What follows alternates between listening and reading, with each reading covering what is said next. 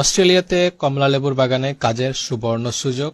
Australian সরকার ঘোষণা দিয়েছে 1 লক্ষ কাজের লোক লাগবে।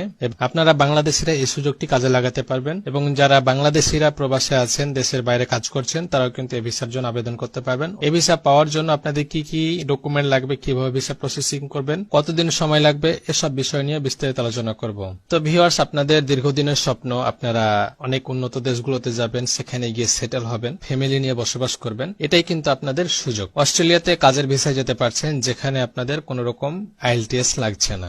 এখন থেকে আপনাদের ইউরোপের জন্য কিংবা কানাডার জন্য অপেক্ষা করতে হবে না। আপনারা খুব সহজে এখন অস্ট্রেলিয়াতে যেতে পারবেন এবং অস্ট্রেলিয়ার শ্রম বাজার এখন খুব সহজ হচ্ছে বাংলাদেশিদের জন্য। এছাড়াও যারা মালয়েশিয়াতে আছেন, বিশেষ করে মালয়েশিয়ার প্রবাসী ভাইরা অনেকেই কমেন্ট করেন যে ভাই মালয়েশিয়াতে আছি, কিভাবে অস্ট্রেলিয়া যাব? কারণ মালয়েশিয়ার সাগরের ওপারে হচ্ছে অস্ট্রেলিয়া। সো এটা কিন্তু অনেকের একটা আকর্ষণীয় দেশ। সো এই দেশটিতে আপনারা খুব সহজে এখন যেতে পারছেন। আগের চাইতে তাদের ভিসার জটিলতা অনেক শিথিল করেছে।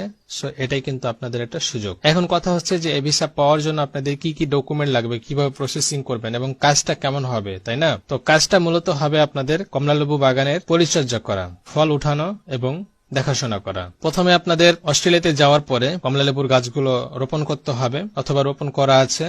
আপনাদের সেই গাছের গোড়ারিগুলো পরিষ্কার পরিচ্ছন্ন রাখতে হবে, বাগান পরিষ্কার পরিচ্ছন্ন রাখতে হবে। যেগুলো ফলগুলো পড়ে যায় সেগুলো পরিষ্কার করে বাইরে ফেলতে হবে এবং পানি দিতে হবে, মাটি আলগা করতে হবে। এরপরে যে যখন ফল পিক করবেন, যখন ফল পেকে যাবে, তখন কিন্তু আপনাকে সবগুলো পেড়ে সুন্দর করে বাজারজাতকরণ করে তারা মার্কেটে সেল করবে। এই যে প্রক্রিয়াগুলো, এই প্রক্রিয়ার কারণ মধ্যে কিন্তু অনেক কর্মী প্রয়োজন। কিন্তু তারা ঘোষণা দিয়েছে যে অস্ট্রেলিয়ার মধ্যে থেকে প্রথমে তাদের কর্মী সংকটটা দূর করবে। কিন্তু 5 লক্ষ টাকা বেতন দেওয়ার পরে কিন্তু অনেক কর্মী পাচ্ছে না। তখন তারা বাধ্য হয়ে দেশের বাইরে থেকে লোক হায়ার করছে। তো এই সুযোগে ইন্ডিয়া, বাংলাদেশ, পাকিস্তান থেকে তারা লোক নিবে এবং এই সুযোগটি বাংলাদেশিরা কাজে লাগাতে পারবে।